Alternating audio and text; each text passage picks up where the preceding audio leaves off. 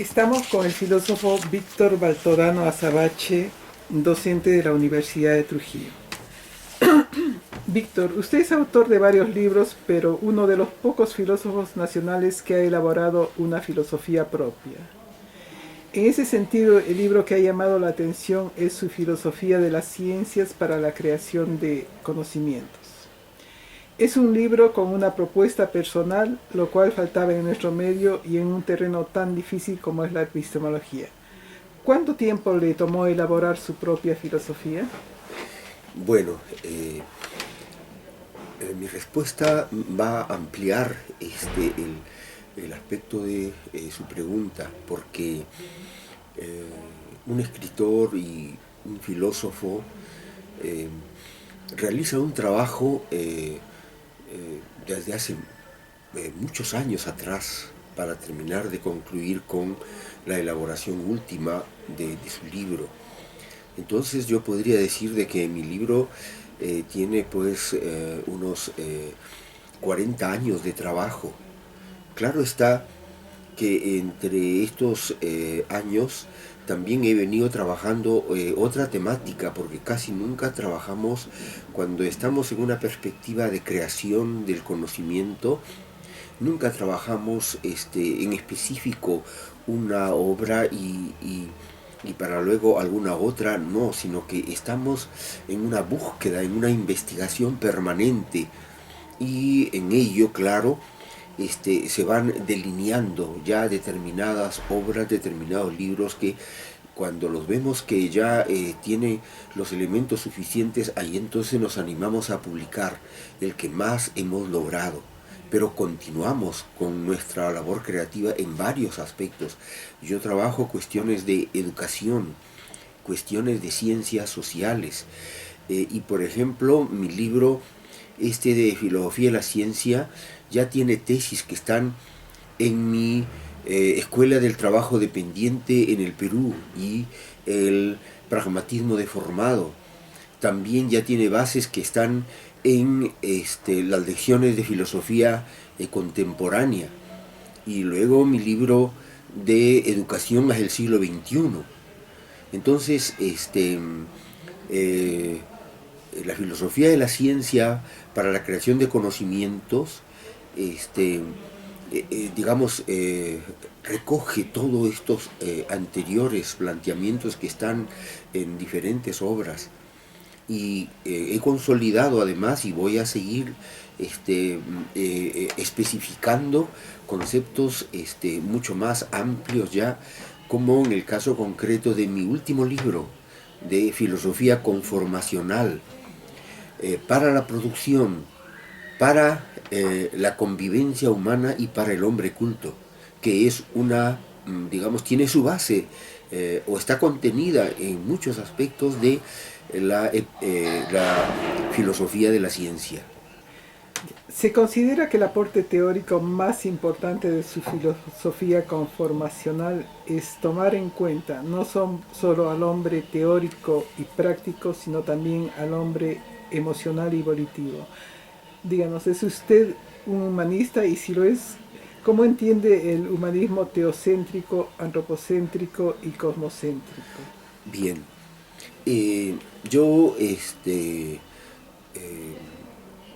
luego de haber analizado estos planteamientos de un humanismo eh, teocéntrico, antropocéntrico, cosmocéntrico, me doy cuenta que los pensadores que siguen la línea de los creadores del conocimiento a lo largo de la historia del mundo, eh, ellos no formularon planteamientos teocéntricos, antropocéntricos o cosmocéntricos. Ellos formularon un planteamiento creativo, un pensamiento, yo comienzo a agregar ahora mis ideas, un pensamiento conformacional en dirección a impulsar la conformación de las cualidades de los hombres y vía el proceso de las cualidades de los hombres, la conformación de su hábitat, la conformación de su interacción y organización social, la conformación de las perspectivas abiertas de su desarrollo.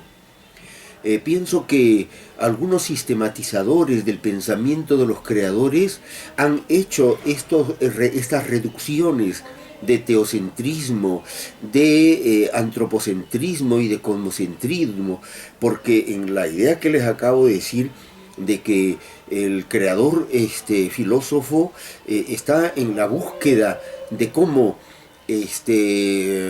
darle un nuevo planteamiento a las originales ideas que hicieron los creadores del conocimiento y que elaboraron el pensamiento mitológico.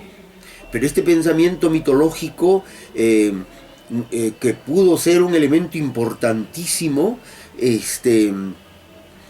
no permitió el desarrollo de los aspectos de la civilización, de los aspectos de la tecnología, de los aspectos de la ciencia. Entonces los filósofos creadores lo que han hecho es asumir el pensamiento mitológico, seleccionarlo, reordenarlo, reformularlo, pero para cubrir todos estos aspectos que implica el ser humano, que en todo caso yo le hago ver, porque está en la obra, insisto en que el hombre es un ser de conformación y desarrollo humano, de sus actividades económico-productivas, de organización social y de modelos culturales. Pero el hombre es también, como un elemento de correlación interna, un ser de afectividades y valores humanos. El hombre es también un ser de volición y de conformación de su carácter, y los intelectos relacionan todos estos aspectos, pero para configurar precisamente en las fases originarias de la sistematización de los filósofos, para configurar la razón, la filosofía y la ciencia como nuevas formas de elaboración, de conformación del conocimiento de los hombres. Por eso es que yo no me ascribo ni a un teocentrismo, antropocentrismo y cosmocentrismo, sino todo el proceso, el conjunto de las existencias, que por eso, y yo veo que está allí el elemento central del orbis conformacional sígnico y de existencias. Usted preconiza aplicar su orbis conformacional para lograr una ciencia y tecnología propia para el tercer mundo, pero no cree que ya pasó la hora del desarrollo de las tradiciones científicas nacionales, o en otras palabras, los intereses de las grandes potencias nos dejarán tener ciencia y tecnología propias. Claro, lo que yo con mi investigación, así la de nuestro propio país, así la de América Latina y la del resto del mundo, siguiendo precisamente el curso de la conformación de la ciencia, nos damos cuenta que en la sistematización conceptual que han hecho y que han usado los científicos, lo han hecho teniendo en cuenta todos los aspectos que implica el científico y todos los aspectos que implica el orden social, la organización social de la vida de los hombres. Pero han trabajado principalmente con algún aspecto de ellos, y ese aspecto de ellos ha sido precisamente el de sistematizar conceptos para impulsar la tecnología productiva de objetos, de bienes, y entonces allí han dejado sueltos los aspectos que tienen que ver con las afectividades, con la voluntad y el carácter, y entonces cuando ellos han trabajado eso, ha permitido de que se dé el impulso, el desarrollo tecnológico, el impulso de la producción, el impulso del industrialismo, el impulso del comercio, y a nosotros los pueblos que nos encontramos incluso hoy en estado de dependencia, nos han privado de tener la posibilidad de impulsar esos procesos. Pero los científicos ya se percataron que la propia sistematización, la propia invención científica que han venido haciendo tiene graves problemas. Ahí está el caso, cómo es que esta técnica y esta ciencia termina entrando en el proceso de contradicción hasta de la destrucción del ecosistema, con las poluciones químicas, con los procesos contradictorios de las guerras, de usar estas invenciones para la destrucción, para el genocidio de los seres humanos. Y entonces por eso ellos mismos ya están planteando buscar una nueva visión de la ciencia. Ese es el camino que está siguiendo, para señalar solo a dos pensadores importantes, el caso concreto de John Bernal, que ya lo venía anunciando de antes, y después Ilya Prigogine. Entonces encontramos de que ellos mismos están buscando hacia nuevos caminos de la ciencia. ¿Y qué nos queda a nosotros, los latinoamericanos? ¿Qué nos queda a nosotros, los peruanos? Buscar nuestro propio camino, porque nosotros no vamos a poder convertirnos en creadores, en inventores, solo reproduciendo el camino que siguieron en la producción occidental europea. No, tenemos nosotros que asimilar, aprovechar todo lo dado por ellos, pero para hacerles un giro, porque la tecnología no es un aspecto absoluto. Por ejemplo, nosotros en el caso de la economía debemos impulsar la creación de una nueva economía, y entonces que se articule con la que ya existe, con el mundo globalizado, pero que también nos permita seguir desarrollándonos, porque por ahí tendremos la oportunidad de señalarles que hay otras perspectivas en la cultura, en el conocimiento, en la creación, en la invención, también a los europeos. Su filosofía toma en cuenta el poder humano de la conceptualización en las teorías. Pero, ¿qué nos puede decir del poder humano de simbolización en los mitos o creencias? Ya. Yo voy a responderle porque algo ya he hecho referencia en relación a cómo es que los presocráticos, los griegos de ese tiempo, entraron precisamente a crear la razón. Porque en el conocimiento, en el pensamiento mitológico, si pudiéramos también utilizar la palabra razón, tendríamos que decir que ahí se configura la razón mitológica, ¿no? Que es diferente de la razón tecnológica, científica, filosófica, que después desarrolla Europa precisamente con los presocráticos y con otros investigadores de otros pueblos en esos tiempos también. Entonces, mi respuesta se la voy a dar en el sentido de que la creación del conocimiento con la razón, con la ciencia y con la filosofía como elementos compenetrados, pero que no son lo mismo, incluso en ese mismo proceso de conformación por parte de los presocráticos, no son lo mismo, cada uno tiene su propia distinción, pero están correlacionados y están compenetrados unos con otros. ¿Y qué cosa es lo que ocurre entonces con el pensamiento mitológico? Recogen al pensamiento mitológico, pero lo ordenan, lo reordenan. Por ejemplo, el concepto alma o el concepto piedra, por decir así, dos conceptos medio extrapolados, a cada uno les hacen una división de sus propios conceptos con los que se conceptuaba en los tiempos mitológicos. Pero los griegos lo que hacen es ahora descomponer ese concepto en otros conceptos menores y secuenciarlos con una coherencia de secuenciación. Y entonces ese es el aspecto de la extensión o el aspecto cuantitativo que recoge Aristóteles. Pero también hacen una unidad semántica de signos. Entonces hay una unidad lógica y hay una unidad semántica, y así se configura la razón occidental, así se configura la razón griega. Pero el pensamiento mitológico quedó allí. El pensamiento mitológico está un poco reteniendo, por decir así, los signos indeterminados. Y el pensamiento de la razón griega, ya es un pensamiento determinista. ¿Pero en qué sentido de determinista?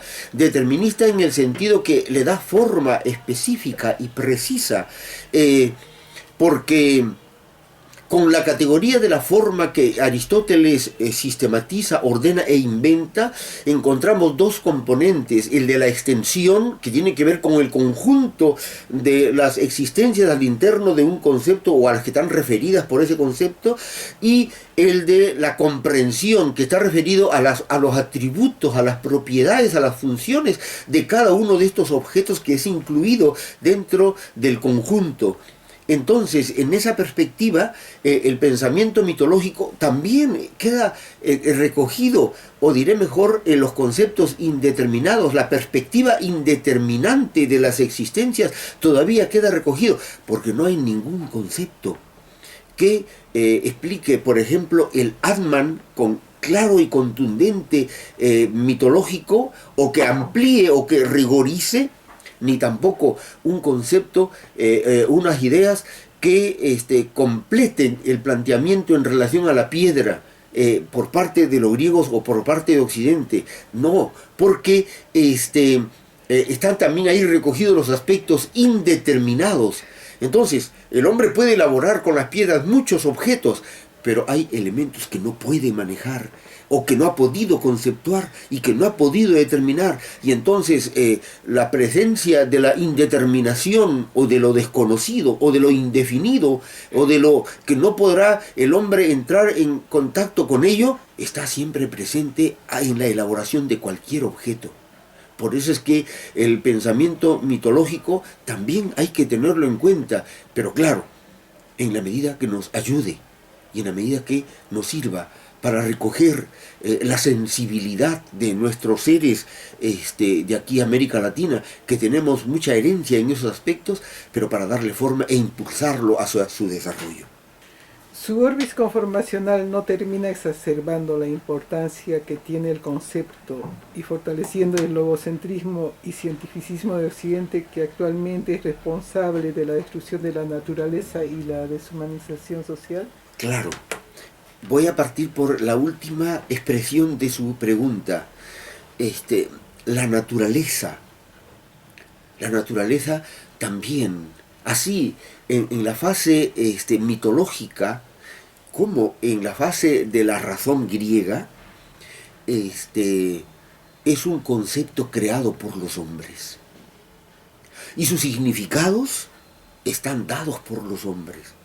Claro está, yo tendría que retroceder un poco, mucho, para hacer ver de que la conformación de los signos lingüístico-pensamentales y de los significados de estos signos lingüístico-pensamentales siguen primero un proceso espontáneo, un proceso inconsciente, un proceso en el que los sonidos que se elaboran en relación a determinados objetos llega un momento en que se estabilizan, constituyéndose así signos modélicos que van a ser los signos lingüísticos, y de allí se juega por consiguiente el proceso que la formación del conocimiento se da como un proceso primero espontáneo, inconsciente, pero de allí se pasa al proceso consciente.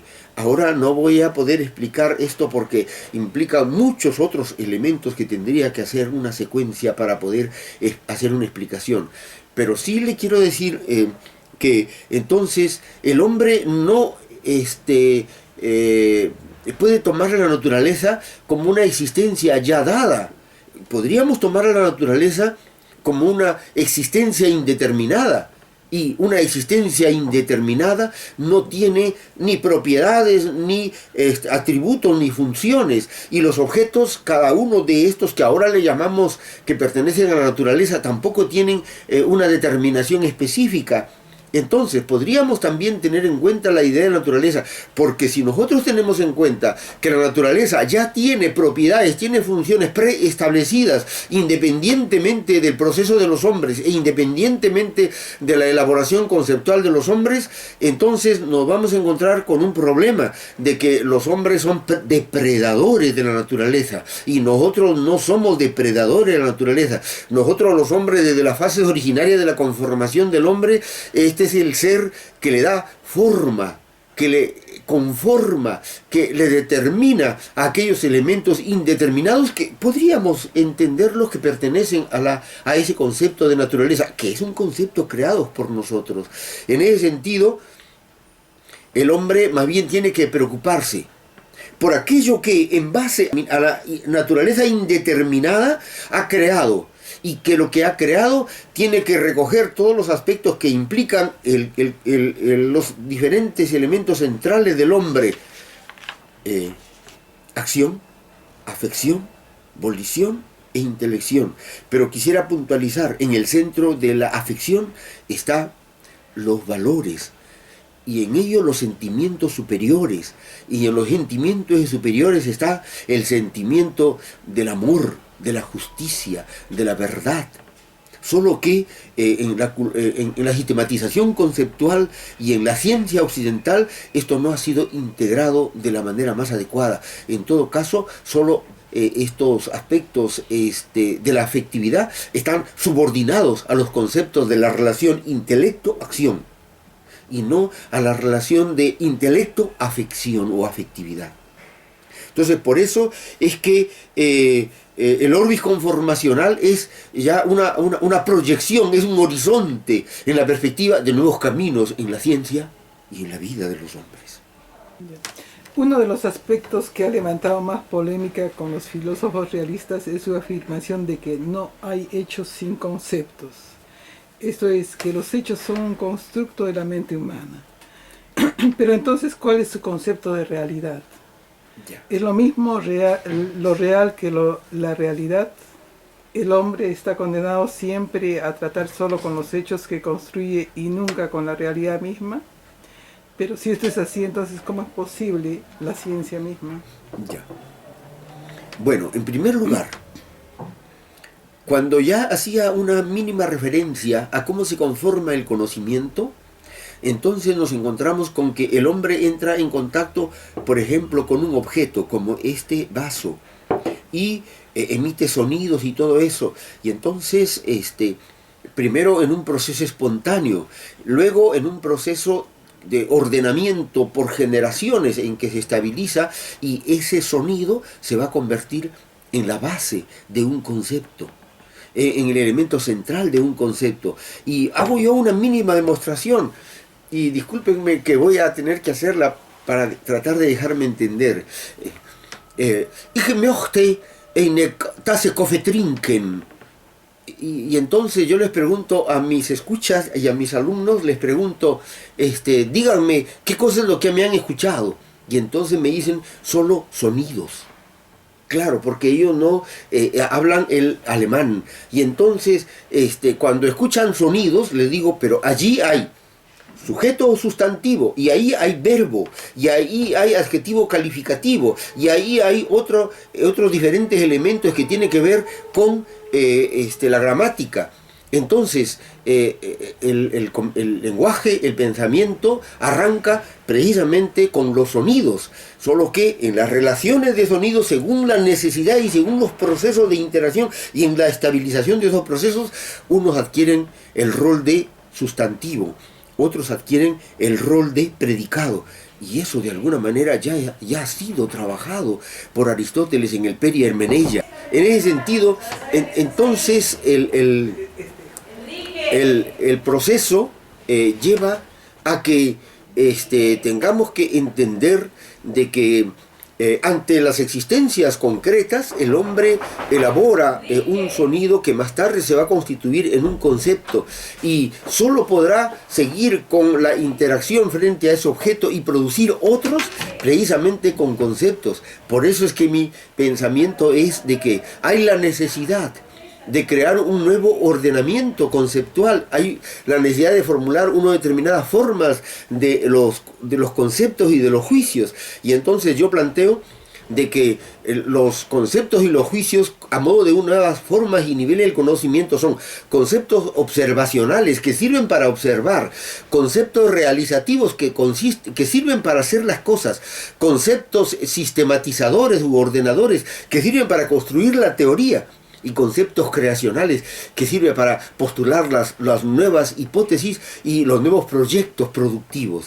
Entonces, al último, no es que yo reduzca a que son constructos, no, o sea, es una interacción del conjunto de la acción, del conjunto de la organización social, del conjunto de la abolición y todas las vivencias de los seres humanos y las afectividades, con lo cual al último usamos, elaboramos con conceptos para seguir produciendo mejores objetos, mejores sentimientos, mejores procesos de voluntad al éxito, con conceptos.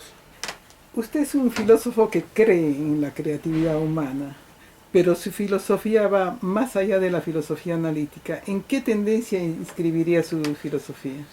Bueno, yo, con toda humildad, ¿no? Porque los sistematizadores, los investigadores del pensamiento que han hecho los creadores, ¿no? Pues por decir de Tales, ¿no? Avanzando pues por todos los otros presocráticos para a quienes yo valoro extraordinariamente, los he estudiado y de quienes he extraído sus aportes, Heráclito, Anaximandro, Parménides, Demócrito. Lo que pasa es que en nuestros pueblos no hemos hecho el trabajo en nuestros cursos universitarios de trabajar precisamente con las obras de los creadores. Claro, desgraciadamente todavía tenemos limitaciones porque en nuestros pueblos trabajamos con traducciones, ¿no? Como quisiera yo trabajar en griego, ¿no? En el lenguaje original. Como quisiera yo proyectarme a trabajar en sánscrito. Pero todo esto, por ejemplo, yo tengo que agradecer, que reconozco a la Universidad de San Marcos, donde estudié la maestría en filosofía, en donde me llegaron a estimular para entender de que efectivamente hay que trabajar con las obras clásicas.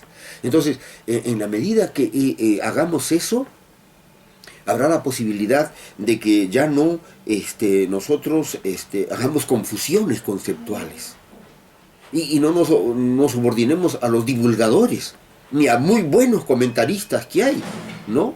Sin embargo, hay la necesidad de entrar a trabajar con, como decíamos, con los clásicos, y que en este caso yo por eso no puedo ubicarme en las conclusiones que han hecho algunos investigadores para decir de la filosofía analítica, de otro tipo, de la filosofía del mundo o de los mundos. No, o sea, en todo caso, yo quiero sentirme, me esfuerzo por ser un filósofo de estos pueblos dependientes, pero que está estudiando todos los elementos más importantes de la filosofía de los diferentes pueblos, y en base a ello estoy tratando de sistematizar un pensamiento que sirva para el esclarecimiento de nuestro pueblo, y que si podemos proyectarle para que los filósofos orientales también vean en este pensamiento algunas cosas que podría llevarlos en esa tarea de los filósofos de la ciencia, buscar nuevos caminos, nuevos horizontes en la ciencia, por las contradicciones que hay en los procesos de la vida europea. Entonces ojalá pudiéramos también ser un elemento estimulador para esos procesos. Bueno, para finalizar, ¿qué proyectos tiene con su flamante Instituto de Investigación del Pensamiento Conformacional Nacional, y qué planteamientos llevará a Brasil para el 17º Congreso Iberoamericano de Filosofía? Ya. Bueno, en primer lugar, el instituto lo venía pensando hace mucho tiempo, y recibí, ¿por qué no decirlo? Y más bien lo digo con agradecimiento, la estimulación de mi amigo el filósofo Gustavo Flores Quelopana, para de una vez concretizar este sueño que yo tenía.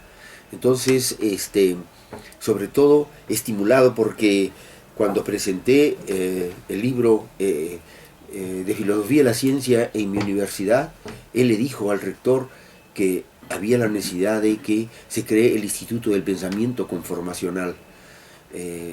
Entonces, yo he dado concretización a ese proceso, y nuestras tareas. Nuestras tareas es allí reunir a los investigadores de la química, de la biología, de la psicología, de la agronomía, de la economía, es decir, de todas las áreas del conocimiento, para conversar con ellos y para estimularlos a que sus investigaciones científicas recojan y amplíen de manera integral su pensamiento en la perspectiva del pensamiento conformacional.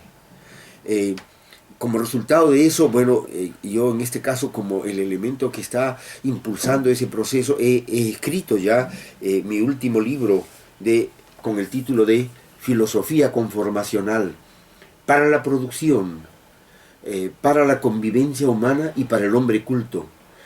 Porque aquí estoy haciendo ver que ya he respuesto varias de las preguntas. Allí está de alguna manera ya contenida la idea de que la filosofía no es un conocimiento para divulgar, para razonar. No, la filosofía es un conocimiento que tiene que incorporarse, introducirse, inmiscuirse con la vida de cada uno de nosotros, con los procesos más simples de la vida cotidiana, los procesos de la formación profesional, los procesos de la creación científica, porque solo de esa manera es como realmente la pensaron, la crearon, la inventaron, ¿por qué no decirlo?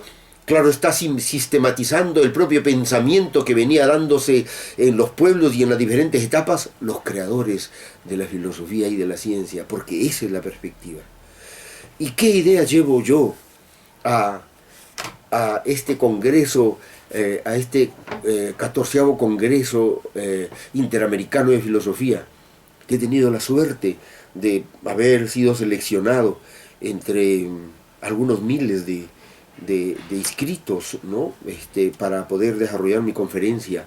Yo llevo la idea, solo para no utilizar mucho tiempo, voy a decir solo una síntesis. Yo llevo la idea de que bueno, el planteamiento general es hacia una concepción integral de ciencia. Y las ideas centrales de mi concepción integral de ciencia es que la ciencia es una forma de vivir del científico y de la interacción del grupo humano, de otros científicos, y de la interacción que genera para el conjunto de la sociedad. Y claro, al último no termina incidiendo en todo, sino termina incidiendo en las capas más organizadas, en las capas más institucionalizadas, o en las capas de las actividades educativas, para hacer uso de esa ciencia y poder convertirlos también al conjunto de los seres humanos en creadores. O sea, es una de las ideas del concepto de ciencia.